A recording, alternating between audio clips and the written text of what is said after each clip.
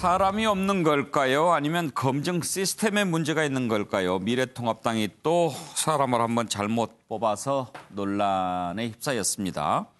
김종인 비대위원장 사실상 첫 번째 인사로 여의도 연구원장에 인공지능 전문가를 영입하려고 했는데 다시 원점으로 돌아갔습니다. AI 인공지능 전문가 이경전 경희대 교수인데요.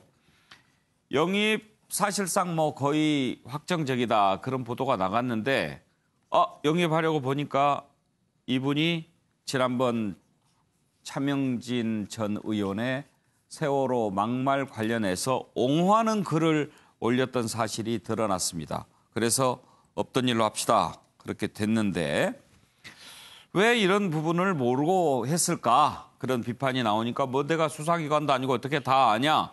그렇게 얘기를 했습니다. 그렇지만 당 내에서 비판적인 의견 없을 리가 없죠. 그렇게 슬그머니 물러갈 일이 아닙니다. 해명을 해야 됩니다. 여의도 연구원장 자리도 중요하지만 첫 번째 영입하는 거 아니에요. 이로 인해 가지고 논란된 사람 또 있었죠. 황교안 대표, 박찬주 전 육군 대장 정말 귀하신 분이라고 했는데 그 악몽이 또 떠오를 수도 있겠습니다. 차명진 전 의원, 이경전 교수 영입 철회와 관련해서 글을 하나 올렸습니다. 미안합니다. 아니, 고맙습니다. 축하합니다. 그런데 안 있는 게 더 낫습니다. 까마귀 노는 곳에 백로야 가지 마라 하지 않았습니까? 그러면서 이제는 미통당 국물도 없다 그렇게 얘기했는데 아직도 기백이 살아있네요. 자, 관련된 녹취를 들어보시죠. 그 인선 관련해서 여연 원장 철회하셨잖아요. 아니야. 성급한 인사라기보다는 나도 사실 그 사람 잘 몰라요. 모르는데 여러 가지 수소문을 해보니까 그 분야에서 비교적 좀 월등한 능력을 가졌다고 해서 내가 한번 만나서 제의를 했던 건데 이제 그 사람이 어떤 사람이라는 게 어떻게 밤에 나오지 않았어요? 네, 그래서 사실은 그런 자범이 있는 거를 그런 뭐 소위 당을 대표한다는 연구소에다가 모셔온다는 게 합당치 않은 것 같아서 내가 오늘 아침 새벽에 본인에게 문자로다가 통보를 했고 본인이 답을 해서 없던 걸로 한 겁니다. 검증할 시간도 없고 내가 무슨 어디 수사기관도 아니고 그 사람을 검증할 방법이 없는 거지 뭐. 그럼 박찬주 대장을 영입 발표해서 배제하신 것은 가장 큰 이유가 뭔가요? 지금 내 말씀 들었습니까? 배제라니요. 정말 귀한 분이에요. 또 국민들이 우려하는 부분들이 있으니까 이런 부분들에 대해서 잘 살펴서. 박찬주 전 대장의 그 영입은 완전히 배제가 결국 국민의 관점에서 판단을 해야 될 것 같습니다. 그런 정도로 말씀드리겠습니다. 공관병 갑질 논란이 있는 박찬주 영입과 같은 계속해서 청년들의 신뢰를 잃는 그런 행보를 지속하면서 어떻게 청년층의 지지를 얻겠다는 것인지. 여러분 얘기한 걸 다 메모했어요. 지금 말씀하신 것들 잘 챙겨서 우리 정책에 반영할 것은 정책에 반영하고. 예, 그 전에 황교안 대표 시절에 박찬주 전 대장 영입 논란도 있었는데 정갑 실장 그런데 여의도 연구원장이면은 정책을 연구하고 아주 중요한 기관 아닙니까? 그렇죠. 이번 총선에서도 민주정책연구원, 그러니까 민주당의 어떤 싱크탱크와 비교했을 때 도대체 여의도 연구원은 무엇을 했느냐. 그러니까 선거대는 예측뿐만 아니라 어떤 정책 아젠다를 만들어가는데 현격한 차이를 보여서 김종인 위원장이 뭐 해체 얘기까지 나오지 않았습니까? 그러니까 해체 수준의 새로운 어떤 리모델링 얘기를 하고 있는데 그만큼 사실은 원장이 누가 되는 게 굉장히 중요하죠. 근데 왜 이 같은 일이 있었냐? 어쨌든 간에 김종인 위원장은 앞서 뭐 사전에 결정된 건 아니다. 그런 의견 정도에서 뭐 새로운 문제 제기가 돼서 그만둔 것이다. 이런 입장을 냅니다만 좀 모양새가 좀 구겨진 건 맞죠. 근데 김 위원장은 지금 마음이 급합니다. 그러니까 기존에 예를 들면 반공 뭐 수구적인 그런 당에 대해서 전면적으로 뭐 정강 정책까지 바꿔서 새롭게 가겠다는 그런 입장이거든요. 예를 들면 최근에 뭐 기본소득 논의라든가 복지 문제 또 고용 문제, 교육 문제 잇따라 이제 정책적인 그 여러 아젠다를 지금 던지고 있습니다.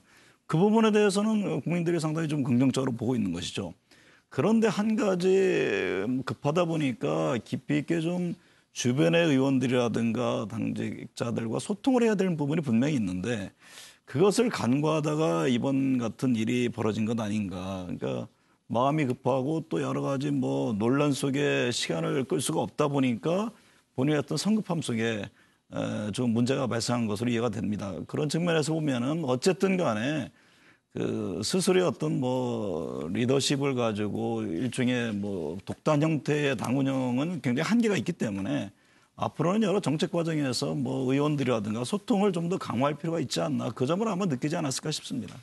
김두수 평론가 그런데 좀 의아스러운 게 그동안에 김종인 비대위원장 당 운영과 관련해서 너무 지나치게 독단적이다 이런 비판이 있지 않았습니까? 예. 그런데 방금 전에 얘기한 것 들어보면 나 사실 잘 모르는데 다른 사람들이 이렇게 얘기를 해서 또 그 얘기한 것 보면은 독단적이 아니라는 얘기 같기도 하고요. 그래도 이 풍기는 이미지는 장악력이거든요. 예. 그리고 이슈를 장악해서 그 이슈에 그때그때마다 적절하게 언론에 대응하는 것이 김종인 위원장의 리더십의 특징인 것 같습니다.